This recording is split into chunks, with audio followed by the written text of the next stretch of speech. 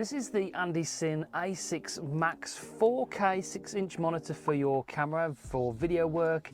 And you know what, I've been using a monitor over the last few weeks. In fact, I've had this a couple of months now to test, and I've been so impressed with it, and it's really been incorporated into my workflow and made things a lot easier, especially when it comes to working as a solo content creator. And there's a few settings on here that make it really great to use. Something I'm new to. I'm doing a lot of video work lately, but it's still a little bit new to me. I'm learning a lot all the time, and yeah, this is a monitor. Yes, it does everything other monitors do, but this one over the last couple of months has been really super impressive, and it's probably the only monitor I've come across over the last few years or so that I've enjoyed using.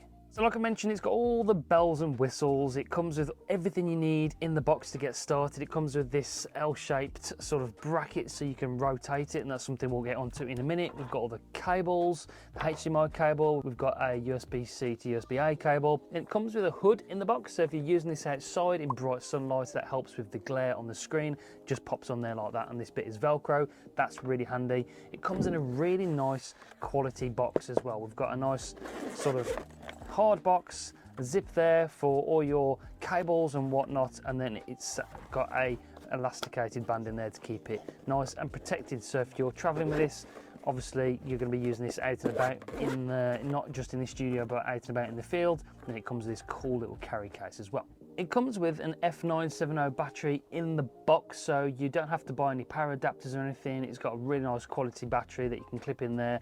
I've actually been using it with this F970 adapter, which plugs into a V-mount battery. I've got this whole Sony rig. I've just recently switched to the Sony ZV-E1. I'm going to be doing a whole video on my cinema rig, including how I use this monitor further on with details and stuff, and how I built the rig out. So if you want to watch that video, make sure you do subscribe, press the bell so you don't miss any future uploads. Okay, so let me give you just a quick walk around the menu system, the touch screen, show you how it works, and have a bit of a closer look. Hopefully you can see in the camera above very clearly. So sort of just double tap on the screen, and then it gives you all the options here for waveforms. So you can have individual waveforms like RGB, yellow, YUV and off, vector, histogram, on, RGB, a 1 on, yellow, RGB 2, or you can just turn it off like so. Then we've got wave transmission, all these different settings, peaking color you can change. Then the next one down, you've got the markers. You can have safe frames on if you want to, like 80%, so you make sure everything's inside of the frame there, so everything's inside and nice and safe, and you've got everything in the picture. You've got this one here, which is you can change the aspect ratio, you can have anamorphic, you can flip the screen, you can go down to have freeze image, zoom on and off.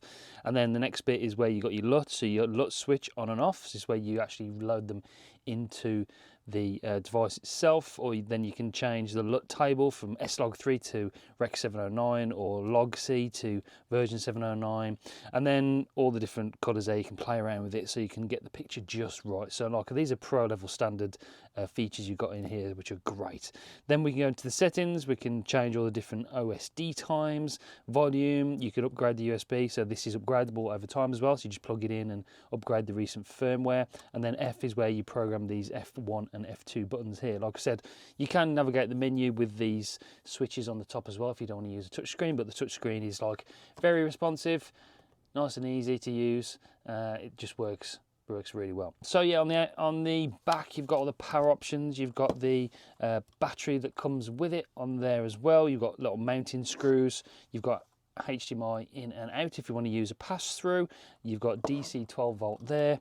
You know, on the bottom you've got headphone for monitoring if you want to monitor your audio as you're actually recording. That's great. 5 volt DC, type C there, charging DC out as well, 8.5 volts. So everything is in there that you need with this. The mount is great. It just comes in really useful, especially when you're, like I've mentioned a few times, and I will mention probably again in this video, when you're recording yourself and you need to see yourself in frame.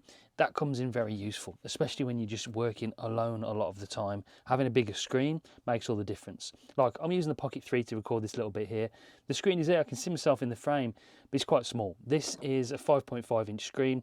very, very big, and well, it's bigger than normal screens on a camera, and it just helps, it really does. And then you've got all those other features like false color, and the fact that you can flip it around for vlogging is great. So I love it. Yeah, so far I've been really impressed with it. It's fantastic, and like I've said, there's a couple of things where I've found this really useful. One is to customize these buttons. These F2 and F1 buttons on the top are customizable.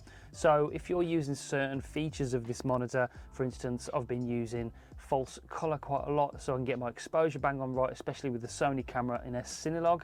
Then you can customize F1 to just switch straight to false color. Another thing I do quite a lot is, because I'm a solo content creator, I want to see myself when I'm recording, and the screens, while fantastic, and the new ZV-E1 does have a flip screen out, it's quite small, and when you're standing with like a 35mm lens or a 50mm lens, then it is quite a strain to see that you're in exposure, you're in frame on the little screen on the camera. So what I do is I flip this around on this included stand, and then I programmed F2 on the monitor to flip the image so it turns around, I'm all in frame, and I can see myself with this big 6-inch display on there. So those are the two really useful things that have come in clutch for me really over the last few months or so. By using this monitor, it really has made a difference to the way I film. I've found myself taking my big camera out rather than just shooting on, say, the DJI Pocket 3 or the Action 4 or the Insta360 Ace Pro. Instead of using those cameras, I've been tending to take my big setup out because I've got this monitor now. Makes things a lot easier, more seamless. Yes, I'm taking a bigger setup out with me and it's a lot more to carry, but using this monitor has been such a pleasure. Makes all the difference to using this camera that I tend to take it out a lot more now. Build quality wise, it is made of plastic, but you know, I haven't noticed any marks, any creaks or anything that's not made well. The screen is beautiful. It looks very good to me, to my eye anyway. It's very clear, very sharp, 4K image, and you can see yourself very well. And like I said, I'm going to be making a whole video on my ZV-E1 cinema rig setup.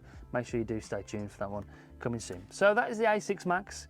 Really, really impressed with it. It's got a lot of features, everything you'd expect from a high quality monitor, and those features that I've found so far have come in really useful, made a huge difference to the way I shoot video for this channel. So that's the ANDYCINE. Go and check them out. If you do want to grab one, there will be a link in the description down below. That will be an affiliate link, but it's a great field monitor for your video camera. Fully recommended. Okay, that's it for this one. See you on the next one. Bye guys.